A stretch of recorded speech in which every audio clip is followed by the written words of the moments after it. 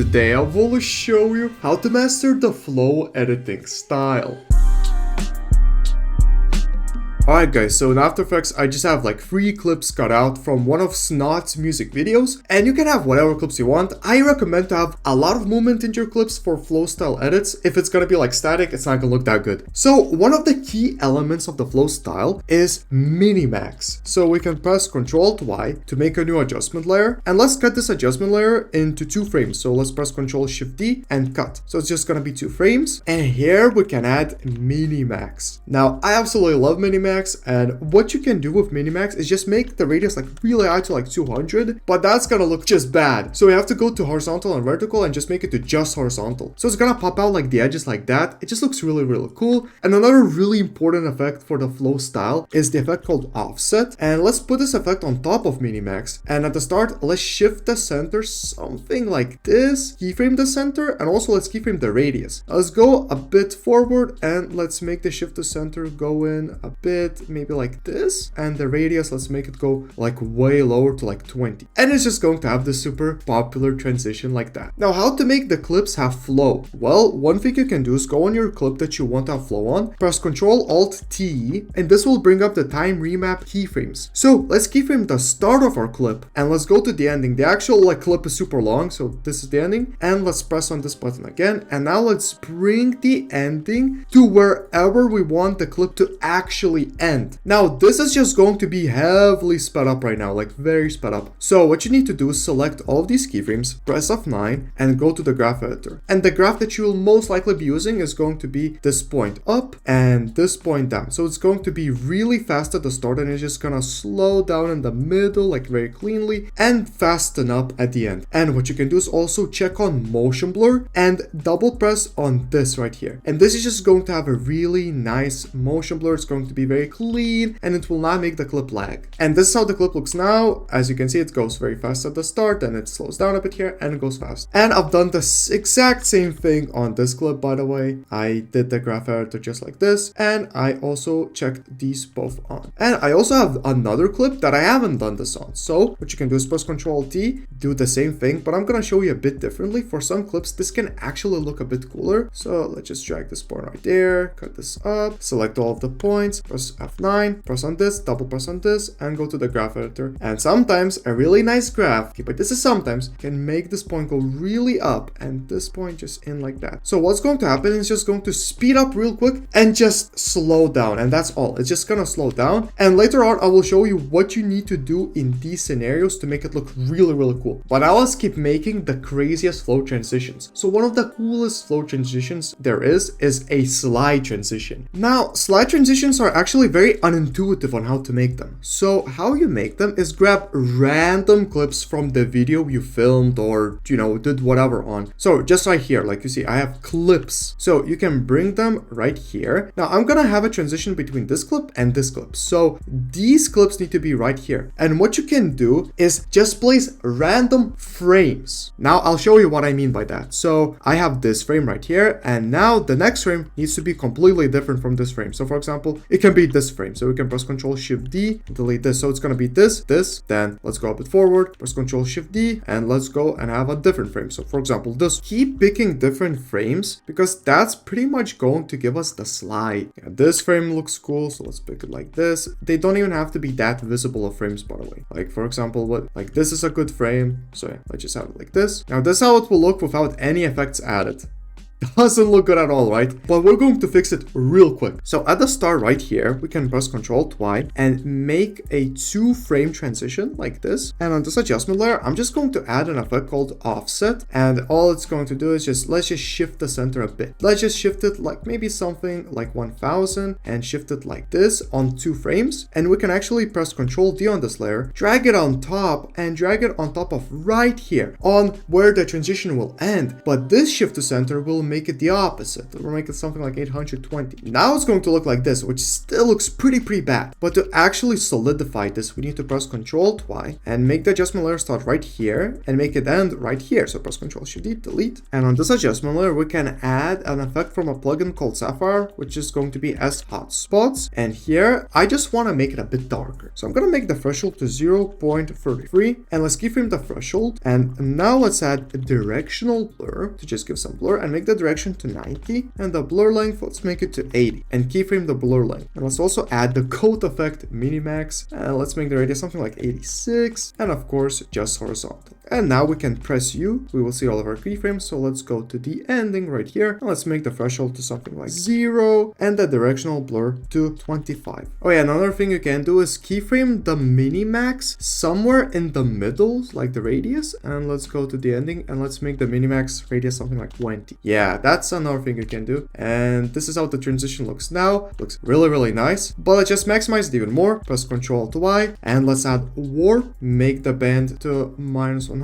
and make it to fisheye as the warp style. And just have this as one frame and it's going to be like the starter. And now on top of every clip, I love to add some scaling. So we can press Ctrl Y and here let's add the effect called transform. Now let's check on motion blur. And now we can keyframe the scale and we can make it like something a little bit like 132. And now let's go to where the transition starts and make the scale to 100. And now let's go where the transition ends and make the scale something like 145. And we can go somewhere like right here and make the scale to 100 and just 100. And let's press U and now we will have all of our keyframes. And we really need to smooth out our keyframes. So let's select all of the keyframes, press F9 and go and mess around the graph editor. So let's make the graphs like really sharp. Like this drop is going to be sharp, just like that. And this scaling is going to be really subtle right here.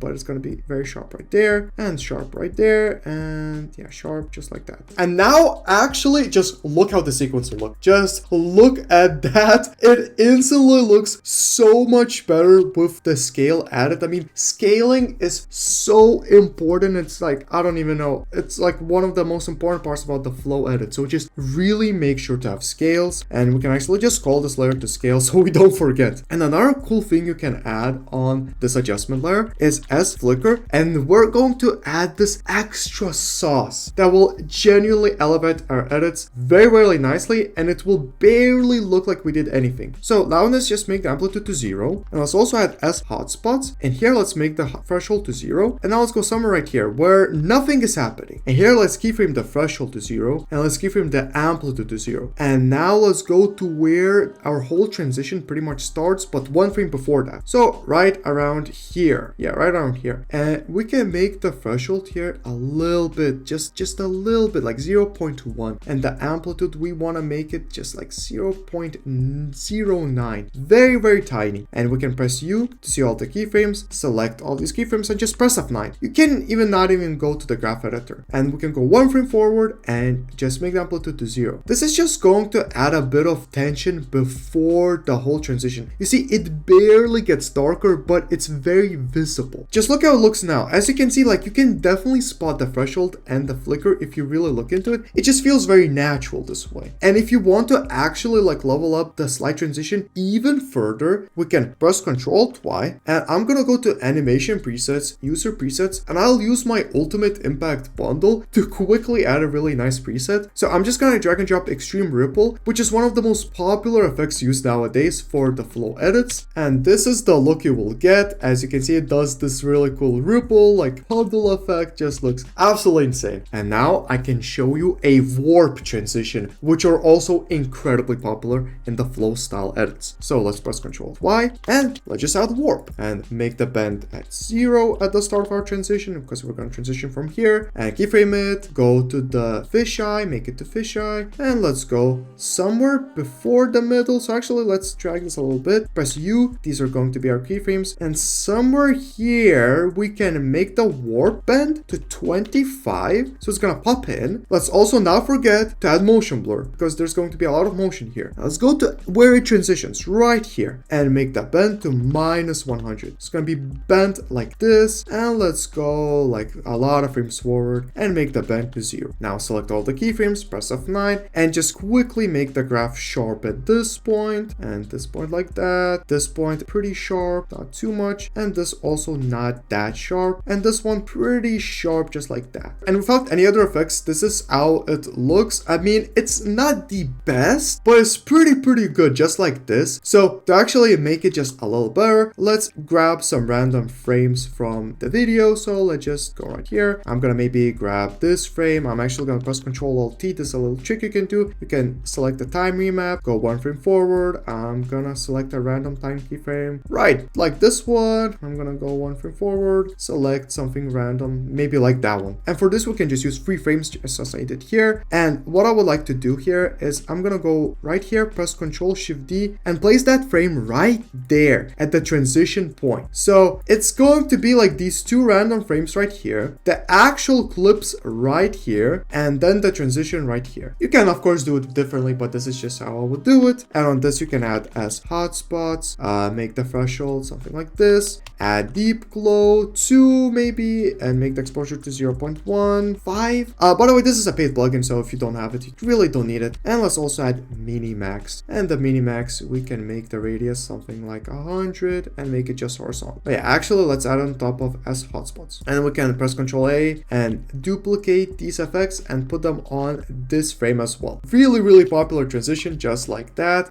Wow, just, I don't know, mind-blowingly good. And to sauce it up even more, we can press Ctrl-Y and add another effect from the Ultimate Impact bundle. So I'm just going to add like something like distortion impact, which is an effect that I use almost every day when I edit. And this is how it looks right now. I mean, wow. And okay, and the last thing for this slowdown, as I promised, let's go back to our scale layer, and here we can go to the as hotspots threshold, and this is the key. Like, you just have to make the threshold a bit higher at the end of this, so something like that. And let's also use the amplitude keyframe, so 0 right here, and make it really high at the end. And for these, it's important to go to the graph editors and just make them something like this to just make them look a bit cooler. So yeah, let's just have something like that. So it's going to come in like this, but don't forget, you can also add the minimax. So we have made the minimax already right here. Press Ctrl-D, and I'm gonna just drag it right here, and it's going to look like that. And here we go, guys. We have made an absolutely crazy sequence just like that. I mean, this is just getting into the flow style, but you should definitely know how to do these effects. They're super popular and really cool. And if you want a part 2, just let me know in the comments. There are a bunch of more things you can do in the flow style, but these are like the basics. And I would also definitely recommend to go and check out the Ultimate Impact bundle, because it has a bunch of these crazy drag and drop presets that I and a bunch of other editors just use to elevate their edits, like actually crazy. You've probably seen these effects in a bunch of music videos and edits, so I definitely recommend to also have them. But anyways, guys, that's about it for the video. If you want to learn how I make the best music video transition, I'll have it pop up somewhere here on the screen, so you can click on it, maybe right here. Yeah,